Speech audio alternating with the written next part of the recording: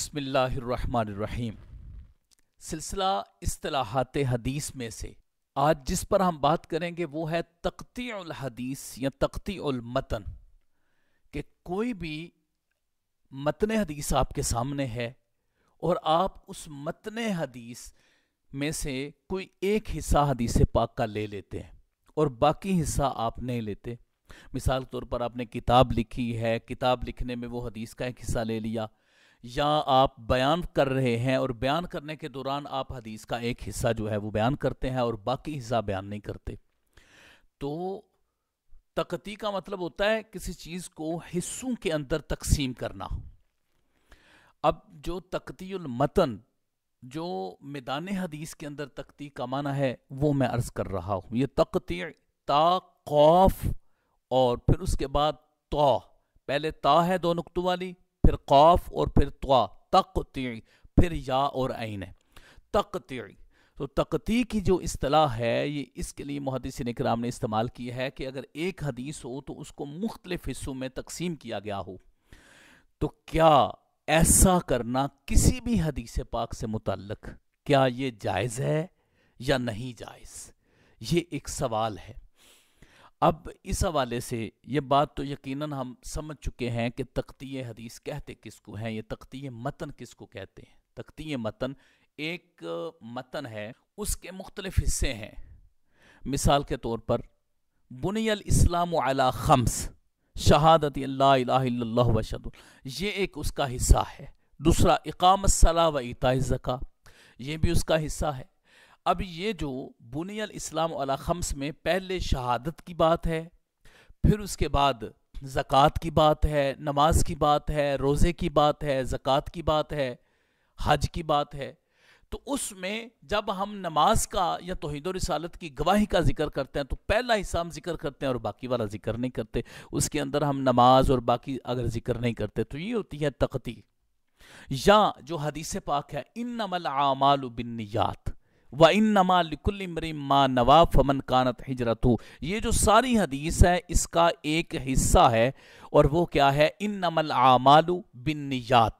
تو اگر کوئی بھی آدمی صرف اتنی روایت کو بیان کرتا ہے انما الاعمال بالنیات اور آگے حدیث پاک کے الفاظ نہیں پڑھتا، تو اس کے بارے میں کیا حکم ہے؟ محدثین کرام کیا فرماتے ہیں؟ کیا پیارے آقا علیہ الصلوۃ والسلام کی ایک حدیث کے، پوری حدیث کے 3-4 جو پارٹس ہیں، حصے ہیں، اس میں سے کسی ایک حصے کو بندہ بیان کر سکتا ہے، صرف ایک حصے کو؟ تو اس کے جواز اور عدم جواز پر بات ہوگی۔ سب سے پہلے یہ بات کلیئر کر لیجئے کہ ایسی حدیث جو شروع سے لے کر آخر تک اس کا ایک ہی مفہوم ہو، اگر آپ اس حدیث کو کاٹیں گے اور تقطیع کریں گے تو پھر اس کا معنی مفہوم بدل جائے گا، اور جو پیارے آقا علیہ الصلوۃ والسلام کے فرمان کا اصل مقصد ہے وہ بدل جائے گا۔ تو ایسی تقطیع جائز نہیں ہے، یہ تو متفقہ طور پر سب کے نزدیک ایسی تقطیع جائز نہیں۔ ہاں ایسی تقطیع جائز ہے، ایسا حدیث پاک میں سے بعد حصے کو اٹھا لینا جائز ہے جس کا دوسرے کے ساتھ باقاعدہ طور پر اس جملے کے اندر مناسبت موجود نہ ہو۔ مناسبت سے مراد یہ ہے کہ اس کا معنی اس کے اندر بھی نہ پایا جاتا ہو کہ جس سے وہ معنی بدل جائے۔ جس طرح ابھی میں نے مثال دی ہے کہ اس حدیث میں جو اسلام کی بنیاد 5 چیزوں پر رکھیں گے، پہلے توحید و رسالت کی بات ہوئی، پھر نماز کی بات ہوئی، زکوٰۃ کی بات، تو یہ علیحدہ علیحدہ موضوع ہیں۔ اگر ان کی تقطیع کر لی جائے تو اس میں جو ہے وہ یہ اس حکم میں نہیں آئے گا اور یہ تقطیع جائز ہوگی۔ اب رہی بات کہ اس کے حوالے سے علماء ذی احتشام کیا فرماتے ہیں، تو یہ بات ذہن میں رکھیے کہ جو لوگ اس کو علماء و محدثین کرام اس کو جائز قرار دیتے ہیں ان کی میجارٹی ہے، وہی راجح ہے، وہی ارجح ہے، اور جن کا قول اس پر ہے ایک دو شخصیت کا کراہت پر، اس کو بھی محدثین کرام نے تسلیم نہیں کیا۔ اس کی تفصیل میں بھی آپ سے عرض کرتا ہوں۔ سب سے پہلی بات عرض کرتے ہیں کہ اگر حدیث کا بعد حصہ لینا ہو تو اس حوالے سے محدثین کرام کیا فرماتے ہیں۔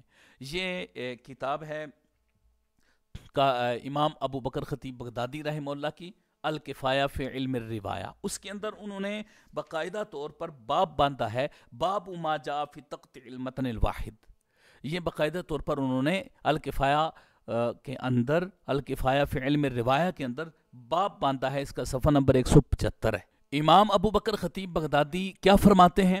آپ فرماتے ہیں اذا کان المتن متضمنا لعبادات واحکامات لا تعلق لبعض ببعض فإنه بمصابات الأحاديث المنفصل بعضها من بعض ويجوز تقطيعه وكان غير واحد من الأئمة يفعل ذلك۔ وہ فرماتے ہیں کہ اگر اس کا تعلق عبادات اور احکامات کے ساتھ ہے اور ایک جملے کا دوسرے جملے کے ساتھ تعلق نہیں ہے، وہ علیحدہ حکم ہے اور وہ علیحدہ حکم ہے، تو اس حوالے سے وہ فرماتے ہیں کہ پھر وہ حدیث میں سے وہ ایک ٹکڑا ایک علیحدہ حیثیت رکھتا ہے اور دوسرا ٹکڑا ایک علیحدہ حیثیت رکھتا ہے۔ جب ایسا ہے یجوز تقطیعہ، تو اس میں تقطیع کرنا جائز ہے، یعنی آپ وہ ایک حصہ اٹھا سکتے ہیں، اس کے لیے آپ کو اجازت ہے۔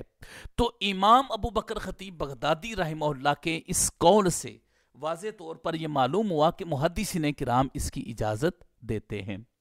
اب اس کے بعد یہ فرماتے ہیں وَقَانَ غَيْرُ وَاحِدٍ مِّنَ الْآئِمَّةِ يَفْعَلُ، فرماتے ہیں کہ ایک کے علاوہ کئی آئمہ کرام اس طرح کیا کرتے ہیں۔ اب محدثین کرام نے اس کے بارے میں یہ فرمایا کہ جس طرح امام بخاری رحمہ اللہ وہ خود بھی تقطیع کرتے ہیں، مطلب اگر کوئی ایک حدیث ہے وہ 2-3 ابواب کے ضمن میں آتی ہے تو امام بخاری رحمہ اللہ کیا کرتے ہیں، اسی حدیث کو لے کے وہ 3 ابواب کے اندر ذکر کر دیتے ہیں، کہیں پوری حدیث ذکر کرتے ہیں اور کہیں تھوڑی حدیث۔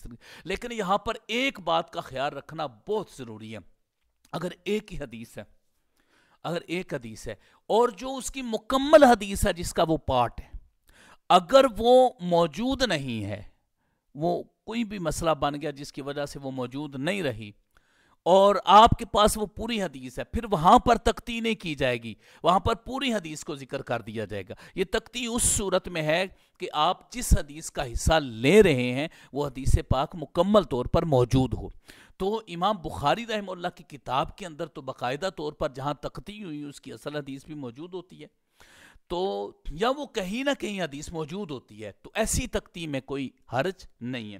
تو یہ امام ابو بکر خطیب بغدادی رحمہ اللہ نے جو الکفایہ کے اندر ذکر کیا ہے، پھر اس کے بعد انہوں نے اس پر دلائل بھی ذکر کیے ہیں، کچھ 2 جو ہیں وہ خواب وغیرہ ذکر کیے ہیں اس کے اندر، پھر اس کے بعد امام احمد بن حنبل سے متعلق قول ذکر کیا ہے۔ اسی الکفایہ فی علم الروایہ کے اگلے صفحہ کے اوپر وہ کیا فرماتے ہیں کہ ابو الحارث بیان کرتے ہیں کہ میں نے رأیت ابا عبد اللہ یعنی احمد ابن حنبل، وہ یہ فرماتے ہیں کہ میں نے امام احمد بن حنبل کو دیکھا، قد اخرج احادیث و اخرج حاجتہ من الحدیث و ترک الباقی یخرج من اول الحدیث شیئا و من آخر شیئا یدعو الباقی۔ وہ یہ فرماتے ہیں کہ امام احمد بن حنبل کو ہم نے دیکھا کہ انہوں نے کچھ احادیث لی، اس کے اندر کچھ ایسے حصے تھے جو ان کو چاہیے تھے، تو انہوں نے اس حدیث کے وہ حصے لے لیے اور باقی کو چھوڑ دیا، اور وہ اسی طرح ہی حدیث کے ایک حصے کو، پہلے حصے کو لے لیا اور باقی حصے کو چھوڑ دیا۔ تو یہ امام ابو بکر خطیب بغدادی رحمہ اللہ نے امام احمد بن حنبل کے حوالے سے ذکر کیا ہے الکفایہ میں۔ اور دوسری بات جو وہ ذکر کرتے ہیں اس کے اندر کہ اسحاق بن ابراہیم کہتے ہیں سألت ابا عبد اللہ عن الرجل، وہ فرماتے ہیں کہ میں نے ایک شخص کے بارے میں امام احمد بن حنبل سے ایک سوال کیا تھا، اور سوال یہ کیا تھا کہ وہ ایک سند اس کے، وہ حدیث سنتا ہے، ایک سند اس کے پاس ہوتی ہے، وہ اسناد واحد فیجعلہ ثلاثۃ حدیث، ایک سند ہوتی ہے لیکن وہ اس حدیث کو 3 حدیثوں میں تقسیم کرتا ہے۔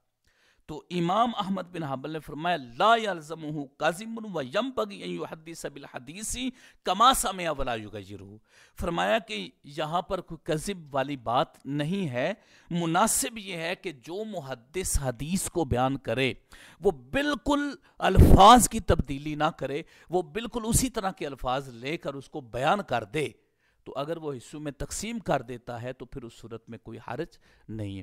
اب یہاں پر امام احمد بن حنبل کے 2 قول جو انہوں نے ذکر کیے ہیں وہ میں نے آپ کے سامنے رکھے ہیں۔ اس کا مطلب ہے کہ امام احمد بن حنبل اور امام ابو بکر خطیب بغدادی رحمہ اللہ یہ باقاعدہ طور پر ان کے نزدیک بھی تقطیع جائز ہے۔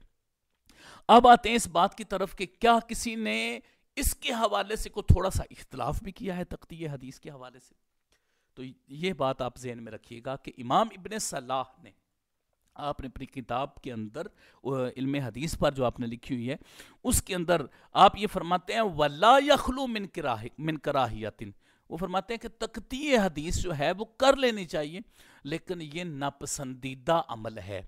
انہوں نے یہ اپنی رائے کا اظہار کیا. امام ابن صلاح نے اپنی رائے کا اظہار کیا ہے. محدثین کرام نے باقاعدہ طور پر اس رائے کا جواب بھی دیا ہے. امام نووی رحمہ اللہ ان سے اختلاف کرتے ہوئے کیا فرماتے ہیں؟ فرماتے ہیں وَمَا أَظُنُّ يُوَافِقُ عَلَيْهِ، فرماتے ہیں میرا نہیں خیال کہ ان کے ساتھ موافقت کی جائے، ان کے ساتھ موافقت کرنے کا ہمارا کوئی خیال نہیں ہے. یعنی مطلب یہ ہے کہ ابن صلاح نے اگر ایسا کہا ہے تو اس کی ضرورت نہیں ہے، کیونکہ تقطیع حدیث جو ہے وہ جائز ہے، تو اس میں کراہت والی کوئی ایسی بات نہیں. اسی طرح علامہ طیبی نے انہوں نے بھی کیا کہا ہے؟ انہوں نے کہا ہے ای لا یوافقہ احد فی ہذہ الکراہ. وہ فرماتے ہیں کہ ابن صلاح نے اس کو جو مکروہ قرار دیا ہے اس میں کوئی ایک بھی ان کے موافق نہیں ہے. یعنی وہ اکیلے ہیں جو بات کرتے ہیں کہ تقطیع حدیث جو ہے یہ مکروہ ہے، یہ اکیلے ہیں جو وہ بات کرتے ہیں. باقی محدثین کرام جو ہیں وہ اس کو مکروہ قرار نہیں دیتے. اس کے آگے بھی انہوں نے اس کی تفصیلی بحث کی ہے. نتیجتاً جو بات ہمارے سامنے آتی ہے وہ یہ ہے کہ کیا حدیث کا ایک حصہ بیان کرنا جو دوسرے کے اوپر اثر انداز نہ ہو رہا ہو اور اس کے معنی کو نہ بدل رہا ہو یا اس کا مفہوم کلیئرلی بیان نہ کر رہا ہو، تو کیا ایسا اس حدیث کا حصہ لے کر بیان کرنا یا اس کو کتاب کے اندر لے کر آنا یہ جائز ہے کہ نہیں ہے؟ تو اس پر ہم نے عرض کیا کہ یہ جائز ہے اور اس میں کوئی حرج نہیں ہے. اس کی عام فہم کتنی مثالیں ہیں جو ہم حدیث پاک بیان کرتے ہیں. مثال کے طور پر ہمارے عام لوگ بھی حدیث پاک پڑھتے ہیں کہ پیارے آقا علیہ الصلوۃ والسلام نے فرمایا انما الاعمال بالنیات، بس اتنا کہہ کے ہم خاموش ہو جاتے. جبکہ ہم اگر اس کو دیکھتے ہیں تو اس کا ایک حصہ ہم نے شروع والا بیان کر دیا. آگے جو حدیث ہے انما الاعمال بالنیات وانما لکل امرئ ما نوى فمن كانت ہجرته الى الله ورسوله فہجرته الى الله ورسوله، آگے جتنے بھی یہ حدیث ہے اس کو ہم نہیں پڑھتے.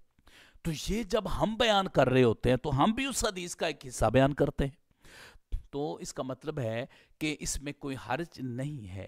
امام احمد بن حنبل، امام بخاری اور دیگر محدثین کرام بھی حدیث کا وہ حصہ کسی باب کے لیے لیتے ہیں. اور پھر ایک اور بات میں عرض کروں کہ تقطیع حدیث کے کچھ فوائد بھی ہیں. تقطیع حدیث کا ایک یہ فائدہ ہے کہ جس طرح امام بخاری رحمہ اللہ کرتے ہیں اور دیگر بھی کرتے ہیں کہ ایک ہی حدیث کے مختلف حصے مختلف مقامات پر ذکر کرتے ہیں لیکن سند کوئی اور لے کر آ جاتے ہیں. تو اگر اس طرح تقطیع حدیث کے پیچھے مقصد اس کی مختلف اسانید بھی ہوں کہ اسی حدیث سے متعلق مختلف اسانید امت مسلمہ تک پہنچ جائیں تو یہ بھی ایک اچھا عمل ہے. اور اس کا بھی فائدہ ہوگا امت مسلمہ کو کہ ایک حدیث پر اس کو 3-4 اسانید مزید مل گئی ہیں.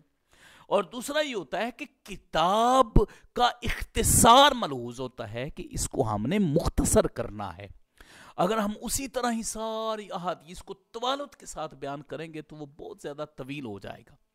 تو پھر کیا کرتے ہیں کہ اس کا ایک حصہ لے کر ریفرنس پیش کر دیتے ہیں. سند ہو تو سند پیش کر دیتے ہیں، کوئی کتاب اور موجود ہو تو اس کتاب کا حوالہ دے دیتے کہ یہ فلاں جگہ سے لی گئی اور اس حدیث کا ایک حصہ بیان کرتے. تو اس لیے جو حدیث کا ایک حصہ تقطیع حدیث ہے وہ تقریباً ائمہ کرام کے نزدیک جو میجارٹی ہے، اکثریت ہے، بلکہ آپ کہہ لیں کہ تمام ائمہ تقریباً اس بات کی طرف گئے ہیں. اگر کسی نے کوئی اس کے بارے میں بات کی بھی ہے نا تو اس نے جس وقت اس کی تفصیل میں آئے تو گویا کہ وہ اس کو بالکل جائز قرار دے رہے ہوتے ہیں. لہٰذا یہ بات ہمارے ذہن میں ہونی چاہیے کہ حدیث کا ایک حصہ لے کر بیان کرنا جو دوسرے پر اثر انداز نہ ہو رہا ہو، اس کا ایک علیحدہ ایک حکم ہو تو اس کو بیان کرنے میں کوئی حرج نہیں ہے. اللہ رب العزت ہمیں حدیث پاک کو صحیح معنوں میں اور فن حدیث کو صحیح معنوں میں سمجھنے کی توفیقات نصیب فرمائے. آمین یا رب العالمین. وصلی اللہ علی حبیبہ سیدنا محمد و آلہ وسلم.